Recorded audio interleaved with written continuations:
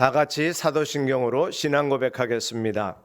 전능하사 천지를 만드신 하나님 아버지를 내가 믿사오며 그 외아들 우리 주 예수 그리스도를 믿사오니 이는 성령으로 잉태하사 동정녀 마리아에게 나시고 본디오 빌라도에게 고난을 받으사 십자가에 못 박혀 죽으시고 장사한 지 사흘 만에 죽은 자 가운데서 다시 살아나시며 하늘에 오르사 전능하신 하나님 우편에 앉아 계시다가 저리로서 산자와 죽은 자를 심판하러 오시리라.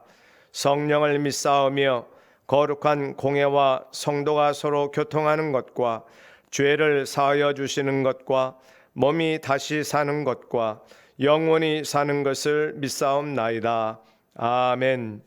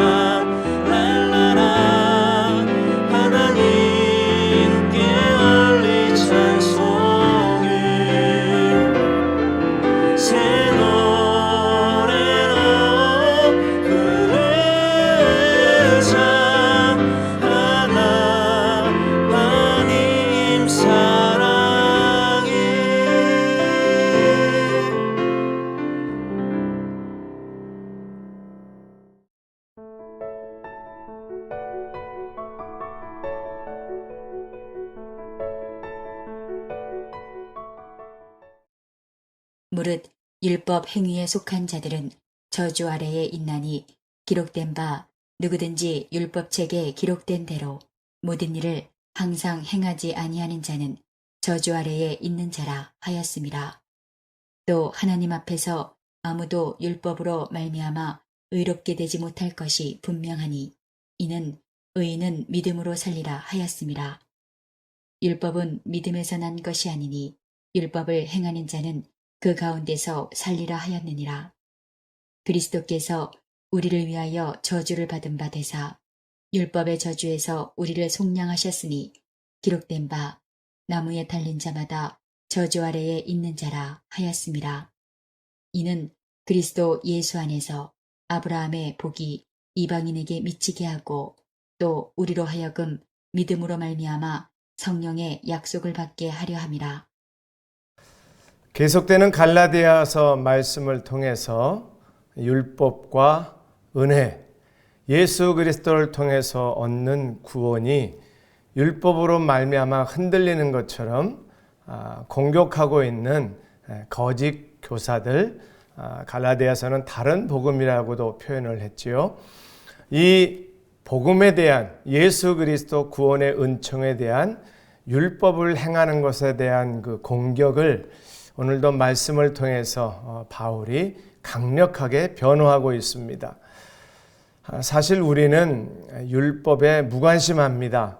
율법을 잘 공부하지도 않고요. 물론 구약에 나와 있는 말씀입니다만 율법대로 실천하고자 하는 의지도 또 그럴 필요도 못 느낍니다. 우리는 이미 예수 그리스도를 알고 만났기 때문에 예수 그리스도 안에서 율법을 이미 이해하고 해석을 했기 때문이죠. 그러나 율법이 가장돼서 현대 그리스도인들에게 도전해 오는 것은 착한 삶, 선행입니다. 또 예수 그리스도 십자가의 구원의 교리, 진리를 정확히 알지 못하는 사람들은 이 율법, 곧 선행으로 구원 얻는, 또 예수 믿는 사람들은 선행으로 삶을 완성해야 되는 것으로 혼돈하고 있는 것이지요. 아마 오늘 아침과 내일 아침과 연결해서 율법, 곧 선행과 구원, 율법 선행과 그리스도인의 멋진 하나님 뜻에 합한 삶의 원리를 연결해야 할 것입니다. 오늘 먼저 10절 말씀을 보면 무릇 율법 행위에 속한 자들은 저주 아래에 있나니 기록된 바 누구든지 율법책에 기록된 대로 모든 일을 항상 행하지 아니하는 자는 저주 아래에 있는 자라 하였습니다. 아멘. 우리는 구약 성경을 신약을 통해서 해석해야 된다는 건 누차 말씀드렸지 않습니까? 오늘 율법에 대한 이야기도 신약 성경을 통해서 이미 율법의 의미를 가르쳐 주신 하나님의 약속과 하나님의 메시지를 통해서 보아야 합니다. 하나님께서 율법을 왜 주셨을까요? 하나님이 율법을 주신 것입니다. 하나님이 주신 율법이 잘못됐거나 문제가 있는 것이 아니라 그 율법을 주신 이유를 정확히 알아야 한다는 것입니다. 인간은 율법을 지킬 수 있는 능력이 없습니다. 그러면 무능하고 능력이 없는 죄인으로 태어난 인간들에게 율법을 왜 주셨을까요? 인간의 죄 문제를 해결해 주시기 위해서 율법을 주셨노라고 저는 신약을 통해서 이렇게 설명하겠습니다. 인간이 자기 죄 문제를 심각하게 알지 못합니다. 하나님의 마음에 합한, 하나님의 뜻에 합한, 하나님이 원하시는 삶으로 살 수 없는 것을 인간들은 몰랐습니다. 하나님께서 율법을 통해서 너희들이 사는 삶이 죄악된 그 모습임을 보여주신 것이죠. 현대적으로 표현하면 예수 믿고 구원받은 또 하나님의 백성, 하나님의 자녀라면 어떻게 살아야 되는 원리, 죄를 짓지 말고 살아야 합니다. 그런데 인간은 죄를 안 지을 가능성이, 그런 능력이 없기 때문에 율법을 주신 이유는 너희들이 하나님의 백성이라면, 구원받은 백성들이라면, 나와 함께 교제하는 인간이 되려면, 완전한 의로운 인간이 되려면 이 율법을 지켜야 된다고 기준을 주신 것입니다. 그런데 인간은 그 율법대로 살 수가 없음을 깨닫게 되지요. 이것을 구원과 연결시키겠습니다. 율법을 지키면 구원을 받을 수 있습니다. 그러나 인간은 율법을 지킬 수가 없는 존재이고 율법을 보면 곧바로 죄악을 깨닫기 때문에 구원받을 수 없는 존재임을 깨닫게 하는 것이 율법의 역할이라는 것이죠. 그래서 오늘 10절 말씀처럼 율법을 받은 자들, 율법을 아는 자들은 그 율법을 지키지 못한 것 때문에 죄에 갇혀 있고 저주 아래에 있는 인생이다 그 말입니다. 그래서 하나님께서 11절 말씀으로 다시 우리에게 약속을 하시는데요. 또 하나님 앞에서 아무도 율법으로 말미암아 의롭게 되지 못할 것이 분명하니 이는 의인은 믿음으로 살리라 하였습니다. 아멘. 율법으로는 선한 행동으로는 구원받을 수 없는 인생이기에 믿음의 법칙을 가르쳐 주시고 믿음으로 살아 의롭게 되고 구원받는다는 것을 말씀해 주신 것입니다. 갈라디아서를 한 부분을 가지고 설명하기엔 쉽지 않습니다. 갈라디아서가 계속 강조하고 있는 것이 믿음으로 구원받는다는 것입니다. 율법이나 선한 행위로 구원받는 것이 아니라 그 율법과 선한 행위가 불가능한 우리 죄인됨을 알게 해주시고 그래서 예수 그리스도로 나아가는, 그래서 예수 그리스도를 믿음으로 구원받는다는 것을 계속 강조하고 있는 것이지요. 오늘 아침엔 이렇게 결론을 냅니다. 우리의 착한 행실을 가지고 구원을 바라보는 것이 아니라 오직 예수 그리스도를 바라봄으로 구원받은 하나님의 백성의 기쁨이 넘쳐야 할 것입니다. 이 말씀을 깨닫는 자들은 이미 예수 그리스도의 구원의 은총을 안다고 전제하고 또 그것이 분명할 것입니다.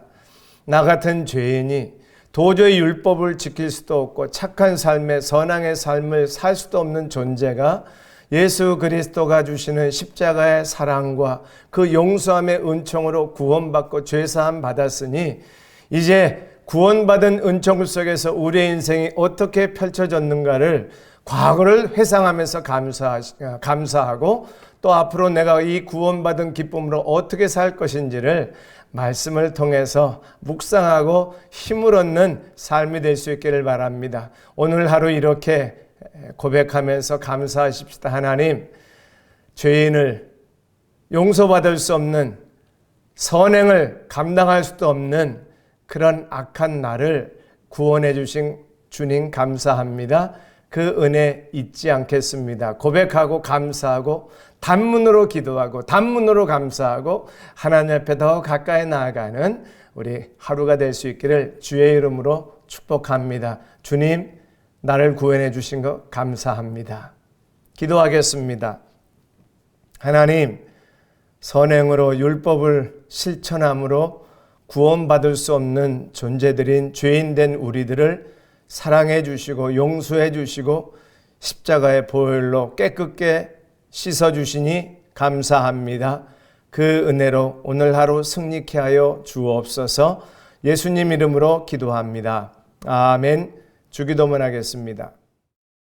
하늘에 계신 우리 아버지여, 이름이 거룩히 여김을 받으시오며 나라의 임하옵시며 뜻이 하늘에서 이룬 것 같이 땅에서도 이루어지이다.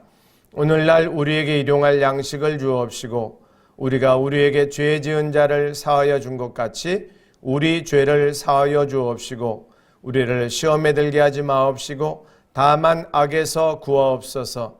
대개 나라와 권세와 영광이 아버지께 영원히 있사옵나이다. 아멘.